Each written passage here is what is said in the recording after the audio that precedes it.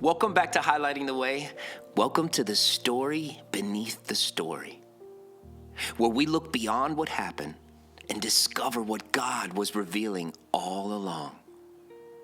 And today we're going back to the beginning, not just because the story is old, but because the problem is still alive. The setting is perfect.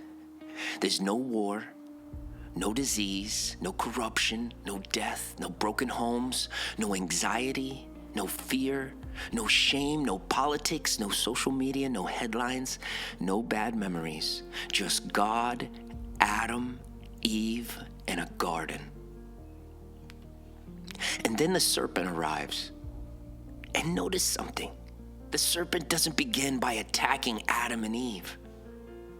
He attacks the story. Did God actually say? The first battle in human history wasn't over land. It wasn't over money. It wasn't over power. It was over interpretation. The serpent wasn't trying to create a new world. He was trying to create a new narrative. He wanted Eve to question the story she had been given. Well, that's exactly what happened. And that's what happens to us. One conversation later, Eve begins viewing everything differently. The tree is different.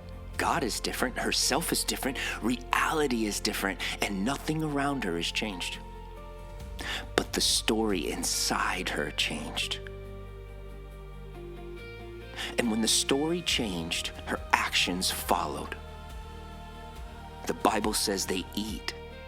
Their eyes are opened. And suddenly something appears that had never existed before. Shame. And for the first time in history, Adam and Eve hide. Because the serpent introduced fear. It was the first time recorded someone being afraid. So then God comes walking in the garden. And he asks a fascinating question. Who told you that you were naked? Think about it. God didn't ask, why are you naked? God didn't ask what happened. God asked, who told you? Because beneath every fear, beneath every insecurity, beneath every lie, there is usually a voice. Who told you that you were worthless? Who told you that you will never change? Who told you that God is finished with you? Who told you that your failure defines you? Who told you that your past is your future? Who told you that you're alone? Who told you that God can't use you? God's question wasn't just for Adam, it's for us. Because every day voices compete for influence. Fear speaks, culture speaks, pride speaks, pain speaks, our trauma speaks, social media, the crowd, and eventually those voices become narrators. They start explaining reality. They start interpreting the circumstances. They start telling us who we are. And if we're not careful, we'll start believing them. The story beneath the story is this: most people don't live according to what God said.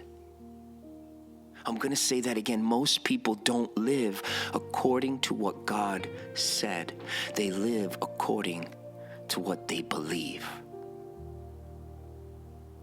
Adam hid because he believed a different story. The Pharisees rejected Jesus because they believed a different story. The crowd in Matthew 9 was trying to decide which story was true.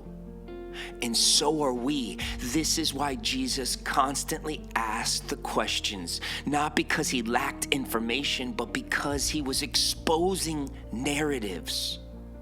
Who do you say that I am? Why are you afraid? Do you want to be healed? What are you seeking?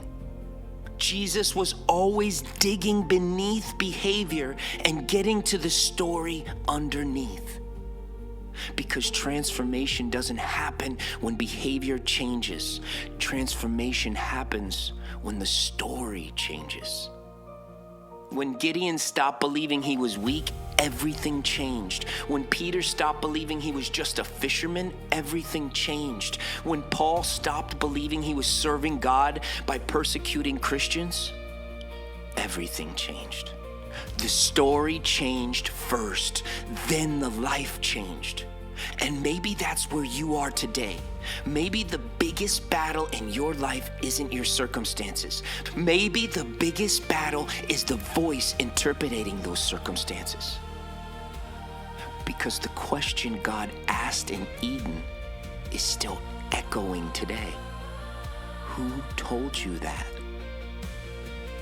Before you accept that fear, who told you that?